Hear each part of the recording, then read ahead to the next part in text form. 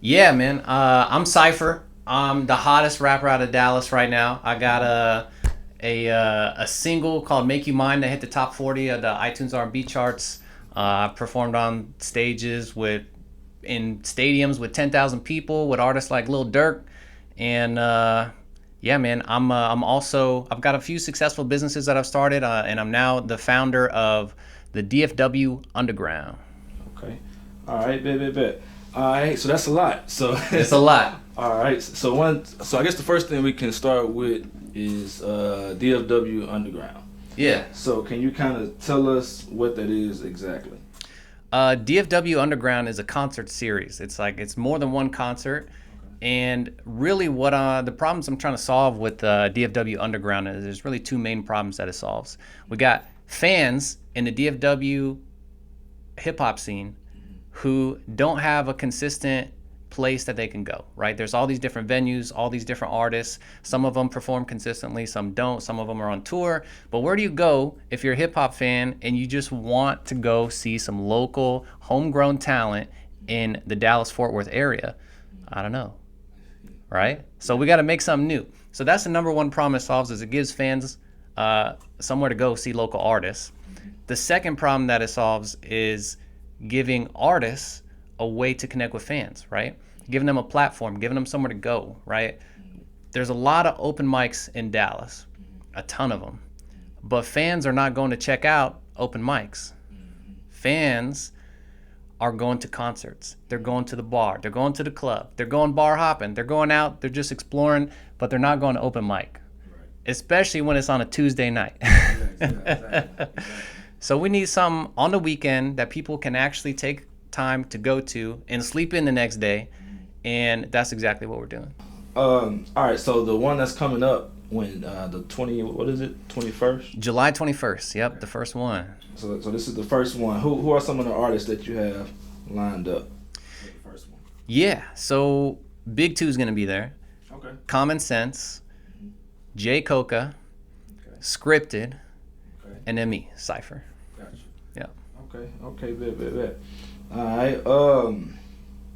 Can you kind of you kind of already touched on it, but can you kind of go more into depth about how that can benefit artists? Yeah, the biggest thing I think is first of all the artists who perform, they're gonna get revenue share, right? Okay. All the tickets that come through, they're getting a piece. Okay. Any alcohol that we sell, they're gonna get a piece. As long as it's one of the drink specials, right? Okay. We're gonna have like these artist signature drinks each time that we have one of these events. Okay. And so, for example, mine's the Cipher Squeeze, right? The artist gets to pick what they want their drink to be.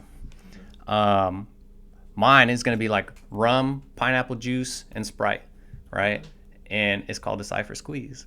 Okay. But there's going to be 5 different drinks like that, one for each artist. Anything that we order off that menu, we get a piece of that. Oh, okay. Yeah.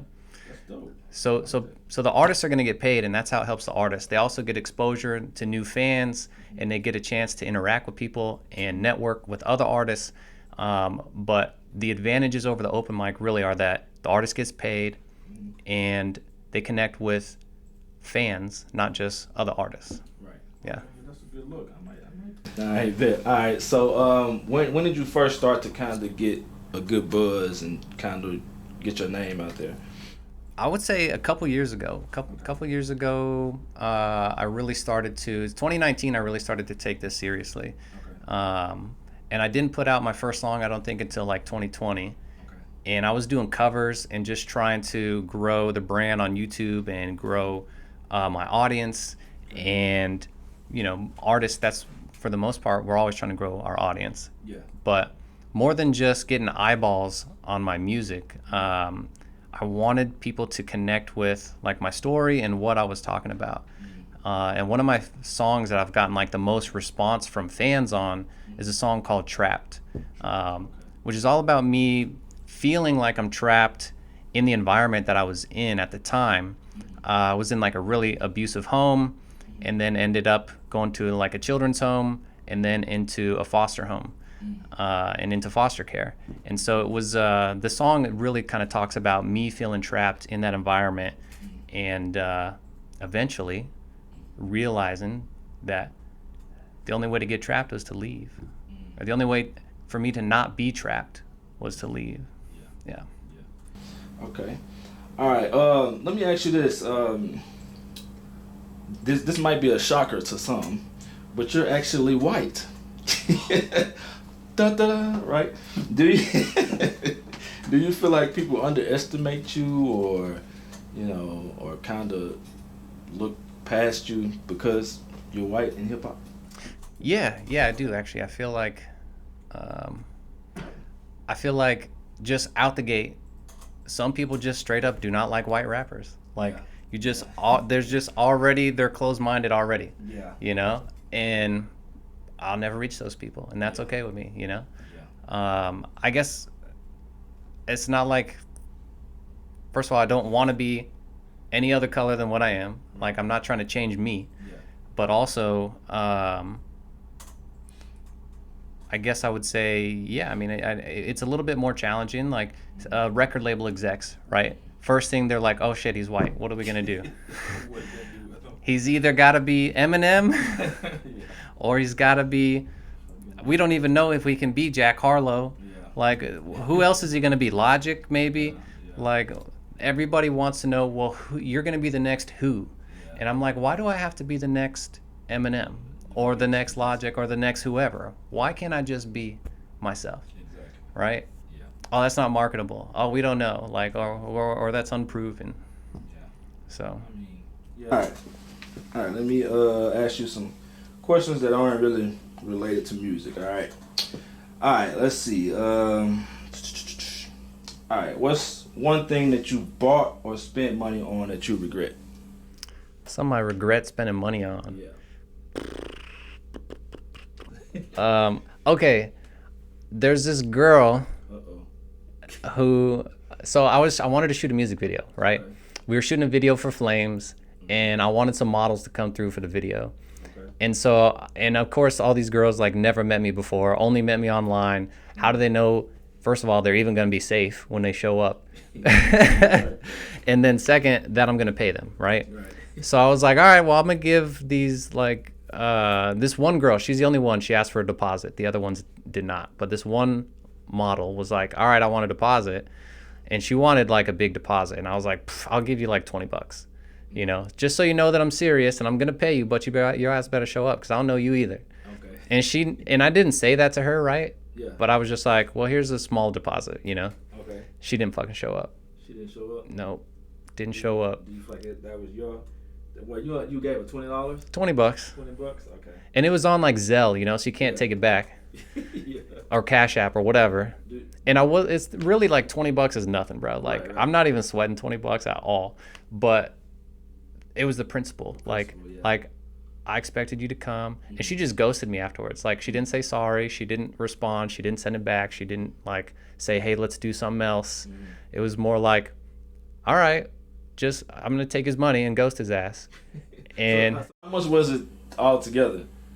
The music video? Well, how much were you gonna pay her? oh, I think I was gonna pay her like $150 or something. Okay. Yeah, it wasn't crazy. Okay. I got you. She didn't have to do much. All right. Have you ever been fired from a job? Yeah. Okay. Yeah. So I was doing computer shit, right? I was a cloud network administrator is what they called me. Okay. And I had a boss who, he was getting married, and we were literally at his wedding. Okay. And then I had a coworker who was like my peer, right? And he's like, "Hey man, did you get this one thing done?"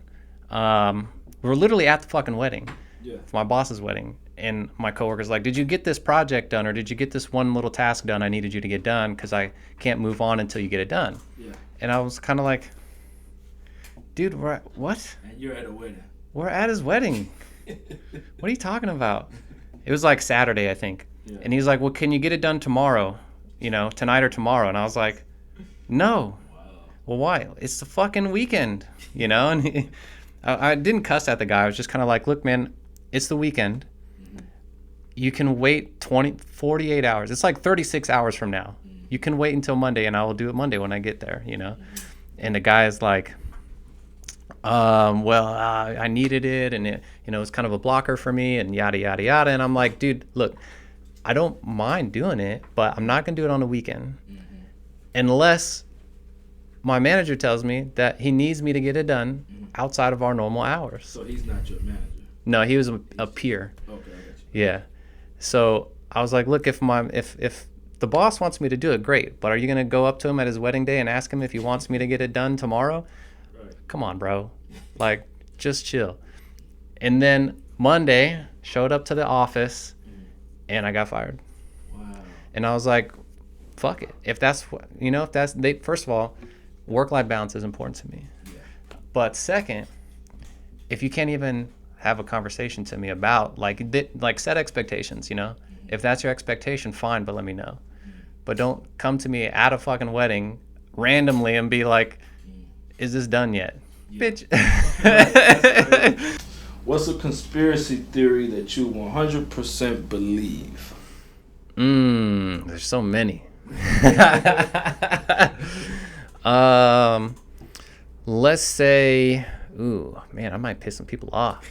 Let's just go with aliens, bro. Like, aliens, they're legit, bro. There's UFOs. Yeah. UFOs and aliens are 100% real. And disclosure's coming. Yeah, it's crazy because the government, they have like their own agency just for aliens. And it's like, why do y'all have your own group of people? But they don't talk about it though, so yeah. I don't know. That's weird. All right, man. Is there anything else you want people to know about, man? You got any shout outs? Anything coming up? Any music? Yeah, I got an album on the way. I got singles that are coming. I got music videos coming that I'm working with my team with, especially A-List. And I've got some NFTs coming for people in the crypto space. Okay. And even at the DFW Underground, we're going to be dropping what's called a Pope. Okay. It's we're going to use Pope to drop an NFT. So basically, Pope is the proof of attendance protocol. It's like super fucking nerdy. But we'll make it where people who attend the event get a free NFT while they're there.